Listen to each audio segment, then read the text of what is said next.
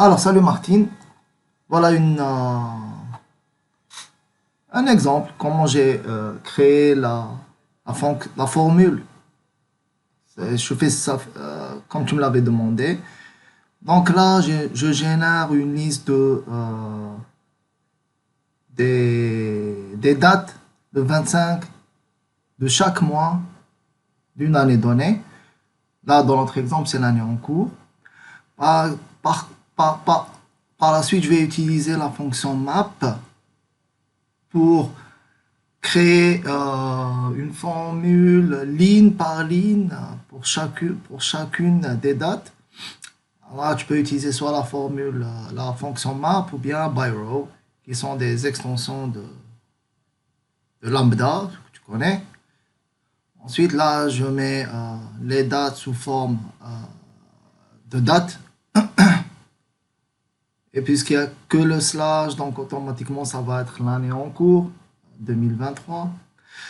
Bon, il se peut que ces dates-là soient des dates comprises entre le premier jour de la semaine, enfin la semaine, un samedi plutôt. Ça peut être un dimanche, un lundi. Et là, notre but, c'est d'éliminer ces jours-là. Donc, à chaque fois que nous allons trouver une date entre le samedi et le lundi, nous devons rajouter un certain nombre de dates pour la ramener au mardi qui suit. Hein. Là, tout le monde connaît cette logique d'Excel qui fait que en divisant n'importe quelle date par 7, nous aurons toujours un résultat compris entre 0 et 6. 0 c'est le samedi, 1 dimanche, 2 lundi, et ainsi de suite. Donc nous, notre objectif c'est quoi? Si cette date correspond le reste de la division correspond à 0, donc je dois rajouter 3. Si c'est 1, je rajoute 2. Si c'est 2, je rajoute 1. Et pour les autres jours, je ne rajoute rien. Je rajoute des 0. Et là, ça équivaut à faire 3 moins le mode divisé par le reste de la division de la date par 7. Pour les 4 premiers jours, ça ne pose pas de problème, samedi au mardi. Par contre, pour les jours compris entre les autres jours, donc là, je dois éliminer les nombres négatifs. Je dois les transformer en 0. Pour cela, je peux utiliser seulement la fonction min. Donc, il faut choisir entre minimum, si c'est 0, donc minimum entre 3 et 0, c'est 0. Si c'est 1, c'est 1. C'est 2, 2. Si c'est 3, c'est 3. Bon, 3 et 3.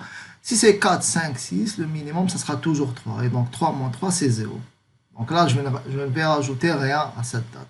Parce que je vais additionner la date plus 1, 0. Maintenant, je n'ai qu'à retranscrire, recopier toutes ces fonctions dans la formule principale. Donc là, je vais rajouter la soustraction par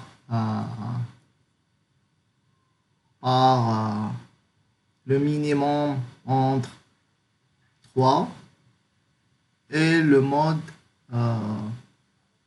de la division, c'est-à-dire le reste de la division, pardon,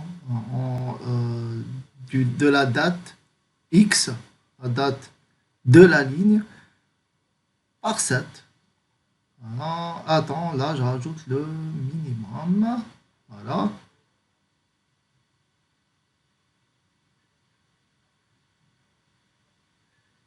Et puis, je glisse vers le bas.